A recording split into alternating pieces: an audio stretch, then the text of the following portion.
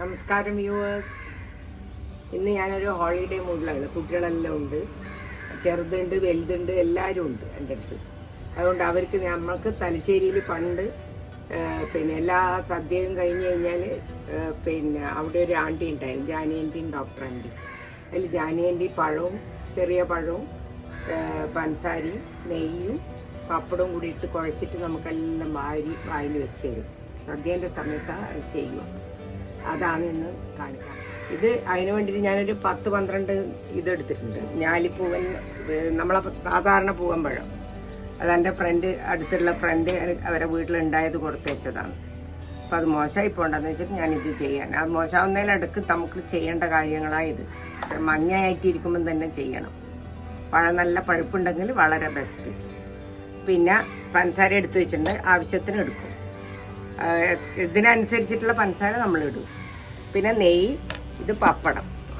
ഈ ടിന്നുണ്ട്, നിങ്ങൾ ഏത് കാലത്തുള്ള ടിന്നാന്നറിയാം. ഇതെൻ്റെ ഡിയറസ്റ്റ് ഫ്രണ്ട് ഉണ്ടായിരുന്നു, സുപർണ, സുപർണ നമ്പീശൻ.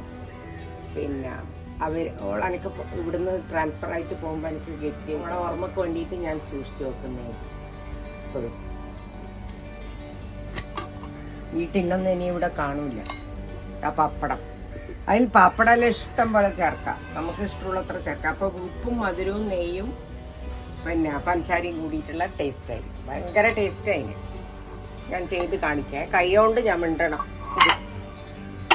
അതാണ് അതിൻ്റെ. നമ്മളനുസരിച്ച് ചേർത്താൽ മതി. ഇപ്പം അധികമായി പോയാലും കുറഞ്ഞു പോയാലും ഒന്നും ആ ടേസ്റ്റ് പോകാൻ പോകുന്നില്ല. ഇനി അങ്ങനത്തെ ഇതൊന്നുമില്ല. ഇത്ര ടീസ്പൂൺ എടുക്കണമെന്നോ അത്ര ടീസ്പൂൺ എടുക്കണമെന്നോ ഇല്ല. നിങ്ങളടുത്തുള്ള പഴത്തിനനുസരിച്ചിട്ട് നിങ്ങൾ പപ്പടവും ഇതും കൂട്ടി കുഴക്കുക. 2 പഴം എടുത്തിട്ടുണ്ട്. 2 ടേബിൾ സ്പൂൺ നെയ്യ് ഒഴിക്കും. പഞ്ചസാരയും 2 ടേബിൾ സ്പൂൺ വെച്ചാൽ പഴത്തിന് നല്ല വീട്ടിലുണ്ടായ പഴമാണ് ഇത്. അപ്പോൾ പഴത്തിന് നല്ല മധുരമുണ്ട്. അതുകൊണ്ട് പഞ്ചസാര 2 ടേബിൾ സ്പൂണേ ഇടുന്നുള്ളൂ.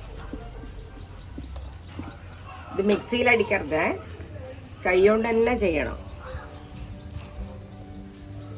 എന്നാലും അതിൻ്റെ ഒറിജിനൽ ടേസ്റ്റ് വരൂ, നാടൻ ടേസ്റ്റ്. ഇത് തലശ്ശേരിയിലെല്ലാം ആൻറ്റി നമുക്ക് ഇത് അന്ന് ആദ്യം തിന്നാൻ നമുക്ക് തരുമോ, അതിനുവേണ്ടി കാത്തു നിൽക്കുക.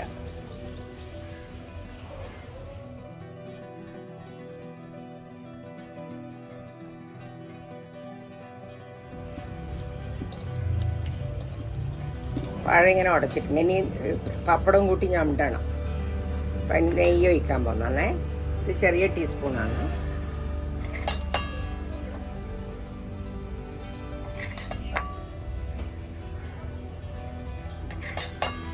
കുട്ടിയൊക്കെല്ലാം കൊടുക്കുമ്പോൾ നല്ലോണം നെയ്യ് ഇട്ടും. വലിയ ആൾക്കാർക്കാണെങ്കിൽ കുറച്ച് ഇട്ടാൽ മതി. പക്ഷെ അന്നെല്ലാം നല്ലോണം ഇടലുണ്ട്. പഞ്ചസാര ഇത് 2 ടേബിൾ സ്പൂൺ അനിപ്പിടുന്നുണ്ട്, അത്രേ ആവശ്യമുള്ളൂ. ഇനി പപ്പടം എത്ര വേണമെങ്കിലും ചേർക്കാം.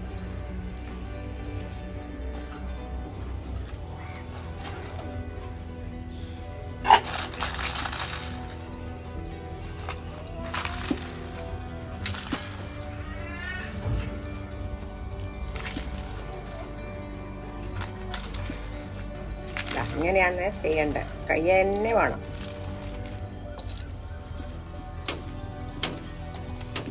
അതിലിപ്പോൾ പപ്പടം ഒരു 10 അധികമായി പോയാലും പ്രശ്നമൊന്നുമില്ല. അതിൻ്റെ അകത്ത് പൊതിർന്നോളൂ മതി. നല്ല ടേസ്റ്റും ആയിരിക്കും. ഇതൊരു ഡെസേർട്ട് പോലെയാണ്. ഒന്നും ആരും കണ്ടിട്ട് തന്നെ ഉണ്ടാവുമെന്ന് എനിക്ക് തോന്നുന്നില്ല. എനിക്ക് പെട്ടെന്ന് ഓർമ്മ വന്നിട്ട് ഞാൻ ചെയ്യാൻ നോക്കിയതാണ്.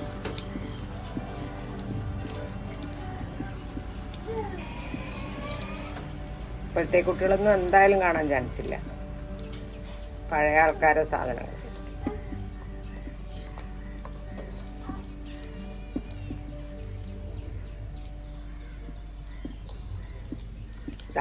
ഇങ്ങനെയാണ് ഉണ്ടാവുക. നാടൻ ഡെസേർട്ട് റെഡിയായി വിത്ത് 4 ഇൻഗ്രീഡിയൻസ്. ഒന്നും ചൂടാക്കാനുമില്ല, ഒന്നും ചെയ്യാനില്ല. ഇത് കൈ കൊണ്ട് മാത്രം ചെയ്യേണ്ട കാര്യം. വടക്കേ മലബാറിലെ പ്രശസ്തമായ ഒരു ഐറ്റമാണിത്.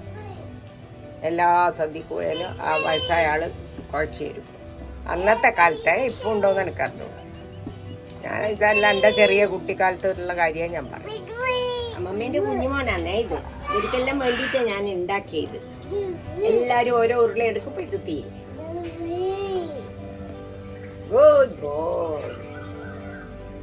For some yummy food, Please subscribe to this channel.